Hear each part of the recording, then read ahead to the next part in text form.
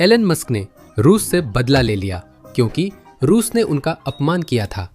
2002 में पेपाल बेचने के बाद एलन मस्क इसी मकसद से मॉस्को गए थे।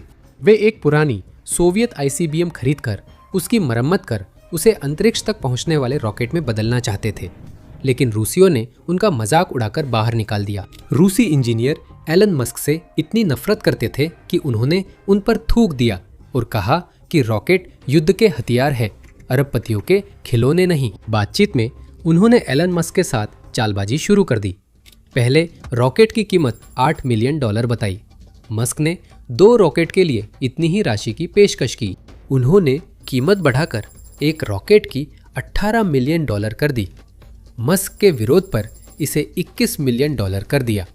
संदेश साफ था, रूसी लोग नहीं मानते थे कि यह नौजवान अंतरिक्ष जा सकता है, लेकिन वे गलत थे।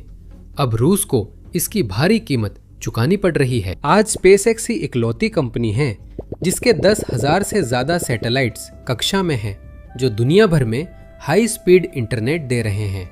इंटरनेट अब रूस यूक्रेन युद्ध की जीवन रेखा बन गया है।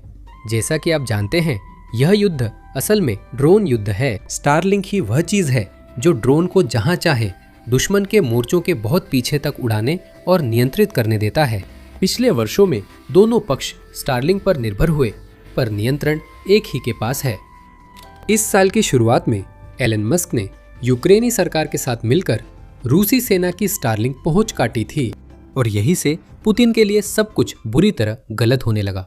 रूसी सेनाएं मोर्चे पर जमीन खोने लगी क्योंकि उनके पास आपस में संवाद करने का कोई तरीका नहीं था।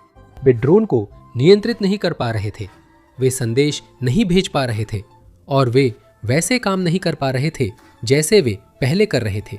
इसका अर्थ है कि पुतिन की सेना युद्ध हार रही है क्योंकि रूसी इंजीनियरों ने उस एक व्यक्ति पर थूका जो सब कुछ नियंत्रित करता है।